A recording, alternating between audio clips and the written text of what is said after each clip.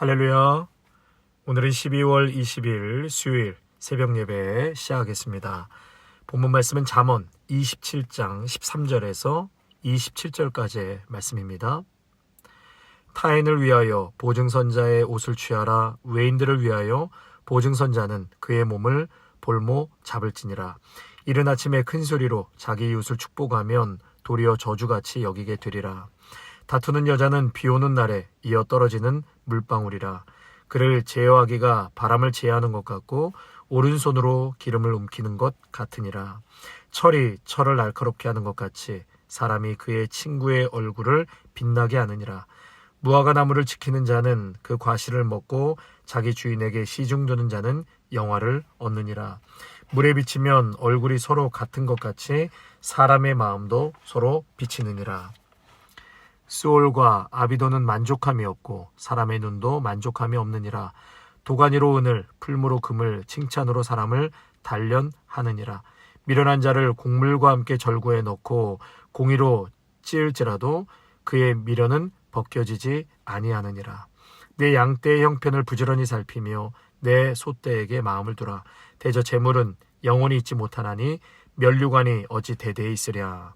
풀을 벤 후에는 새로 움이 돋나니 산에서 꼴을 거둘 것이니라. 어린 양의 털은 내 옷이 되며 염소는 밭을 사는 값이 되며 염소의 젖은 넉넉하여 너와 내 집의 음식이 되며 내 여종의 먹을 것이 되느니라. 아멘. 어제 이어서 계속해서 지혜자들이 취해야 될 것, 선택해야 될 것, 또 선택하지 말아야 될 것에 대해서 말씀하고 있습니다. 13절에 보니까 타인을 위하여 보증선자의 옷을 취하라. 외인들을 위하여 보증선자는 그의 몸을 볼모 잡을지니라. 그러니까 보증서지 말라는 것이죠. 계속해서 성경에서는 보증을 서게 되면 자신을 짓누르는 큰 짐이 된다라고 말씀하십니다. 여러분 주위에 보증을 잘못 썼다가 가정에 큰 어려움을 겪는 분들을 참 많이 보게 되는데요. 혼자만 고통받는 것이 아니라 온 가족 또 자녀들까지 큰 고통을 받고 그가 속해 있는 교회도 큰 시험에 들게 됩니다. 특별히 이 성도들 간의 보증을 서거나 또 돈을 빌려주고 받는 그런 일체 행위들은 교회에서 금지합니다. 그저 줄 수 있는 범위 내에서 받을 생각하지 마시고 도움을 드리는 것이 제일 좋습니다. 다시 한번 말씀드리지만 교회에서는 절대 보증 서는 일, 돈 거래하는 일 금지입니다. 여러분 꼭 기억하시고 또 순종해 주시기를 바랍니다. 또 14절 말씀을 보시면 이른 아침에 큰 소리로 자기 이웃을 축복하면 도리어 저주같이 여기게 되리라. 이 말씀은 때에 맞지 않는 축복, 듣는 자에게 저주와 같은 말처럼 들릴 수가 있다는 것이죠. 아무리 좋은 말이라 할지라도 때와 장소에 맞게 하라는 것입니다. 상대방이 큰 어려움을 겪게 되어 고통 중에 있는데 그 심중은 고려하지 않고 쉽게 답을 얘기한다든지 당사자는 아직 안 괜찮은데 자꾸 옆에서 괜찮다 얘기한다면 그 의도는 알겠지만 듣는 사람에게는 전혀 위로와 공감이 될 수 없다는 것이죠. 아픔을 공감해 주시던지 아니면 아무 말 하지 않는 게 훨씬 위로가 되고 힘을 얻게 됩니다. 아무리 좋은 의도로 말을 했어도요, 듣는 사람에게 불쾌감을 준다면 그 말은 실패일 수밖에 없습니다.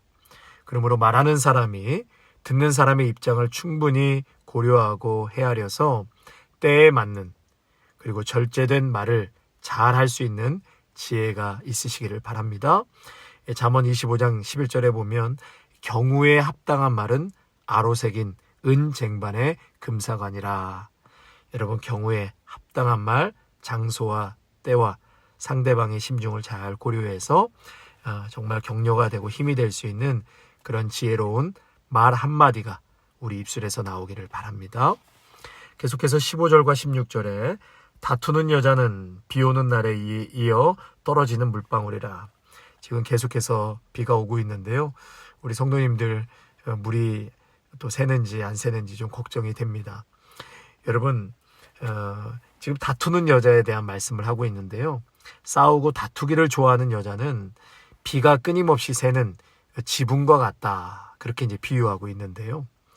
이 집 공사 중에 이 지붕에서 비 새는 것을 잡는 공사가 가장 어렵다고 합니다.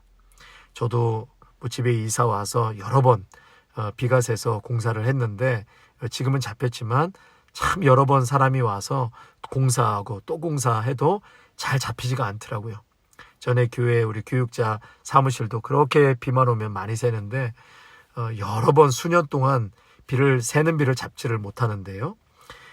비가 새면 뭐 가재도구 모든 것을 적게 만들어서 나중에는 큰 재난을 당하는 것처럼 여자의 공격적인 말, 다투기를 좋아하는 여자는 공중 앞에서 숨겨지기가 어렵다라는 것입니다. 한국 속담에 안에서 새는 바가지 밖에서도 샌다. 15절과 똑같은 말이죠. 바람을 제어할 수 없고 손으로 기름을 담을 수 없는 것처럼 제어하기가 불가능하다는 것입니다. 가정에 평안이 있고 안정감이 있으려면 비가 계속 새면 안 되는 것이죠. 인생은 항상 공사 중이지만 예수님을 믿고 예수님 안에서 거듭나고 또 내 안에 성령님이 계시고 역사하시니까 새는 비를 꼭 잡으시기를 바랍니다. 온유하고 또 부드러우며 남편을 격려하고 존중하는 그런 지혜로운 여인들이 되시기를 축원합니다. 여러분의 가정에 평화와 위로가 있는 그러한 안식처가 되어지시기를 바랍니다. 계속해서 17절에 철을 날카롭게 하는 것 같이 사람이 그의 친구의 얼굴을 빛나게 하느니라. 철을 날카롭게 한다. 여러분, 철의 탄성을 높이고 이 강도를 높이기 위해서 가장 중요한 것이 뭐죠? 철을 재련하는 과정이죠. 그 기술이 매우 중요합니다. 철을 가열하고 또 망치로 두드린 후에 또 냉각시키고 또 뜨겁게 가열하고 철로 된 망치로 두드리는 작업을 수없이 반복해야 강력하고 단단한 칼이 되는 것이죠. 철을 날카롭게 하기 위해서는 철과 철이 서로 부딪히는 과정을 반복해서 거쳐야 하는 것처럼 믿음의 공동체 안에서 성도들이 지속적이고 또 직접적인 그런 상호관계 가운데 서로가 서로를 더욱 주님 닮아가도록 돕는다는 것을 의미합니다. 사람이 그 친구의 얼굴을 빛나게 하느니라 했습니다. 서로가 주님을 닮아갈 수 있도록 재련하듯이 시간과 정성과 노력과 기도가 들어가야 한다는 것이죠. 그것을 힘써야 한다. 당연히 성령님께서 주관하시는 일이지만 동시에 공동체 안에서 다른 성도들과의 믿음의 건강한 교제를 갖기 위해 노력하는 것이 매우 중요하다는 것을 말씀하고 있습니다. 철을 날카롭게 하는 것처럼 계속 만나고 또 교제하고 여러분 그러다 보면 좋은 일만 있습니까? 부딪히고 마음이 안 맞고 어려움이 찾아올 때가 반드시 있습니다. 어떤 모임이든 공동체든 갈등은 있게 마련이죠. 이것을 공동체를 통해서 계속 풀어가는 훈련, 또 넘어가는 훈련을 해야지만 점점점 날카로운 칼처럼 성숙하고 변화되어져 가는 것입니다. 사실 우리가요, 참 약해서 조금만 이런 일이 있으면 관계를 단절하고 또 쉽게 교회도 옮기고 하는데요. 결국 내가 이 산을 넘지 않으면 어딜 가도 이 산 앞에서는 좌절할 수밖에 없습니다. 가장 쉬운 선택, 단절하고 옮기는 것이죠. 그러나 결코 그것으로는 날카롭게 될 수 없습니다. 힘들어도 관계를 잘 풀어나가고 마침내 성도와 성도가 서로 축복하고 위로하는 데까지 가게 되면 그것이 성장하는 것이고 성숙하게 되는 것입니다. 또 오늘 말씀처럼 마침내 서로의 얼굴이 빛나게 되는 줄로 믿습니다. 우리 아름다운 교회 성도님들 모두가 이러한 과정을 통하여서 더욱더 재련되고 또 성장하고 성숙되어서 서로에게 그리스도를 닮아갈 수 있도록 그렇게 얼굴의 빛을 가져다 줄 수 있는 그러한 귀한 관계, 성숙한 우리 믿음의 공동체가 되기를 간절히 소망합니다. 18절 말씀, 무화과 나무를 지키는 자는 그 과실을 먹고 자기 주인에게 시중도는 자는 영화를 얻느니라. 그러니까 사람과의 관계도 이렇게 무화과를 키우듯이 과실을 먹기 위해서는 농부가 얼마나 정성껏 나무를 보살피고 키웁니까? 꾀부리지 않고 일시적으로 하지 않고 꾸준히 성실하게 수고하는 자에게 무화과의 과실을 즐길 수가 있다라는 것이죠. 여러분, 이 관계의 과실은 누가 즐길 수 있다라는 거예요? 농부가 농사하듯이 힘들고 어려워도 그 자리를 잘 지키고 또 서로의 관계를 빌드업하기 위해서 노력하는 자에게는 이 과실을 먹는 그 즐거움을 얻게 된다라는 것입니다. 또한 아랫사람을 잘 챙기는 것은 잘하는데 이 윗사람 시중드는 것은 아랫사람보다 좀 잘 못한다는 것이죠. 그래서 오늘 말씀에도 이 윗사람 시중드는 것은 잘해라. 윗분들을 잘 살피고 배려하는 것이 중요하다. 계속해서 19절과 20절, 물에 비치면 얼굴이 서로 같은 것 같이 사람의 마음도 서로 비치느니라. 수올과 아비도는 만족함이 없고 사람의 눈도 만족함이 없느니라. 그러니까 마음이 서로 비친다는 것이죠. 서로 마음이 비친다. 욕망으로 사로잡혀 있으면 나와 같은 욕망의 사람을 만나는 것이고 순수하고 진실한 것을 좋아하는 사람은 그런 친구를 만나게 될 것이다. 21절, 도가니로 은을, 풀무로 금을, 칭찬으로 사람을 단련하느니라. 또 그 사람의 됨됨이를 알 수 있는 방법, 그것은 고난도 있겠지만 사람됨을 이 칭찬을 통해서 알 수 있다는 것입니다. 정말 이 칭찬을 해보면 그 사람이 내가 그 사람인 것 마냥 우쭐대고 자랑하는 자인지 그 칭찬을 통해서 그 인격을 알 수 있다라는 것입니다. 이렇게 지혜가 없고 어리석은 사람은 그 어리석음을 절구에 놓고 빻아도 벗겨지지 않는다. 참 비유가 멋지죠. 22절에 보면 미련한 자를 곡물과 함께 절구에 넣고 공의로 찌을지라도 그의 미련은 벗겨지지 아니하느니라. 아주 기막힌 표현이죠. 어리석은 자는 절구에 놓아 빻아도 그 어리석음이 벗겨지지 않는다. 그 옛날에 어떻게 이런 표현을 하게 됐는지 참 기가 막히죠. 사랑과의 관계를 정확하게 관통하여 말씀하고 있는 게 참 신기할 따름입니다. 이 수천 년이 지나서 살아가는 삶의 방식은 우리가 다르지만 그러나 사람은 결코 변하지 않는다는 것이죠.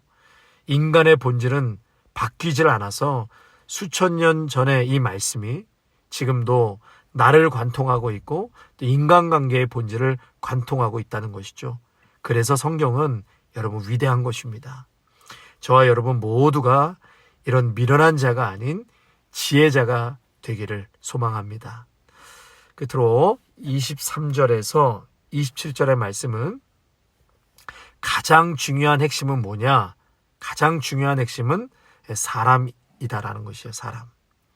재산을 지키는 것에 대해 아주 중요한 말씀을 하고 있지요. 23절, 27절까지 내 양떼의 형편을 부지런히 살피며 내 소떼에게 마음을 두라. 대저 재물은 영원히 있지 못하나니 면류관이 어찌 대대 있으랴. 그러면서 쭉 말씀하는데요. 재산을 지키는 것에 대해 아주 중요한 말씀인데 재산은 영원하지 못하다. 영원하지 못한 것이기 때문에 뭐에 집중하라? 내 양떼의 형편을 부지런히 살피며 내 소떼에게 마음을 두라. 주의 깊게 살피라. 산에서는 계속 풀이 돋아나게 마련이니까 양과 소가 먹을 것은 계속 있을 것이고 그 양과 소로부터 털과 젖을 얻어 옷과 음식을 충당할 수 있다는 것입니다. 그러나 은이나 금 같은 경우는 아무리 많이 창고에 쌓여있다 할지라도 재생산되지 않기 때문에 언젠가는 사라진다. 결국 영원한 것, 본질적인 것은 사람이다라는 것이죠. 다른 것은 다 없어져도 사람만 남으면 됩니다. 그 사람의 재물이나 권력이나 인기가 없어져도 그 사람만 남으면 그 사람을 통해서 여러 필요한 것들을 재생산해낼 수 있기 때문에 사람이 중요하다는 것이죠. 우리의 소유나 재산이 아니라 가족 한 사람 한 사람, 성도 한 분 한 분이 가장 소중하고 그 생명을 위해서 집중하라는 말씀입니다. 이렇게 말씀을 준비하면서요, 그냥 대한민국 헌법 제1조를 한번 보고 싶었습니다. 그래서 인터넷에 쳐서 봤더니 대한민국 헌법 제1조가 이것이더라고요. 주권은 국민에게 있고 모든 권력은 국민으로부터 나온다. 다시요. 주권은 국민에게 있고 모든 권력은 국민으로부터 나온다. 갑자기 아멘하고 싶죠. 국민이 중심이고 사람이 중심이라는 것이죠. 권력 위에, 힘 위에 거기에는 사람이 있고 국민이 있다. 여러분, 저는 최근에 우리 조국 대한민국, 또 우리가 살고 있는 미국을 보면서 이 사회가 참 큰일 났구나, 그런 생각을 하게 됩니다. 정말 큰일이 났다. 사람 위에 돈이 있고 그 돈을 쟁취하기 위해서 사람을 물건처럼 쉽게 얻거나 버리는 것이 일상이 되어버렸습니다. 어떤 이들은 피눈물을 흘리며 자살하고 자녀들까지 엄청난 고통 속에 살아가는데, 사기치고 착취한 돈으로 하루에도 수천만 원씩 물 쓰듯 쓰는 이들이 사회에 점점 많아지고 있다는 것이에요. 이러한 가치관이 가정을 파괴하고 인간관계를 파괴하고 사회를 큰 위기로 몰아넣고 있습니다. 권력을 얻기 위해서 어제의 친구를 오늘 과감하게 버리고 더 나아가 적으로 간주하는 세상. 돈이 목적이 되고 출세가 목적이기 때문에 사람은 수단에 불과한 것이죠. 여기서 파생되는 인간적인 끔찍하고 비인간적인 끔찍하고 잔혹한 흑역사가 바로 내 주위에서 벌어지고 있습니다. 성도 여러분, 나라와 민족이 살기 위해서는 하나님의 말씀으로 돌아가야 합니다. 여호와께로 돌아오라. 여호와께로 돌아오라. 그것이 정답입니다. 결국 하나님의 말씀이 정답이고 이 말씀을 경외할 때만이 끝간데 모르는 인간의 탐욕과 욕망을 잠재울 수 있습니다. 잔혹한 흑역사가 멈춰지게 될 것입니다. 그러므로 정신을 바짝 차리고 이 어두운 시대 속에서 밝은 빛으로 살아가시기를 축원합니다. 아멘. 하나님, 오늘도 지혜자는 선택해야 될 것, 또 선택하지 말아야 될 것을 명확하게 구분해 주시고 가르쳐 주셨습니다. 오늘도 절구에 빻아도 그 미련함이 벗겨지지 않는 그러한 무지한 자가 되지 않게 하시고, 오늘도 성령 하나님 우리 모두에게 말씀하시는 이 지혜가 충만케 하여 주셔서 세상을 살아갈 때에 무엇을 선택하고 선택하지 말아야 될 것인지 분별하게 하여 주시옵소서. 더 나아가 하나님이 기뻐하시고 온전히 여기시는, 선히 여기시는 것들만 선택하고 살아갈 수 있는 지혜로운 자들이 다 되게 하여 주옵소서.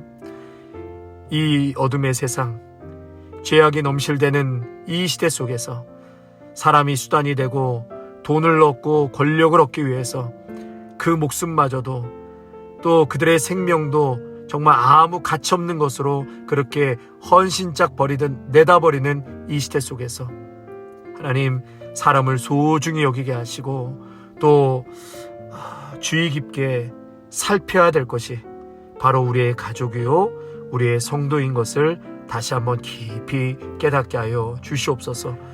오늘 이 말씀 잘 깨닫고 우리 모두에게 지혜가 충만케 하여 주셔서 우리의 가정이 변화되게 하시고 또 믿음의 공동체와 더 나아가 우리의 사회와 민족이 나은 사람을 통하여 변화될 수 있도록 은혜 더하여 주옵소서.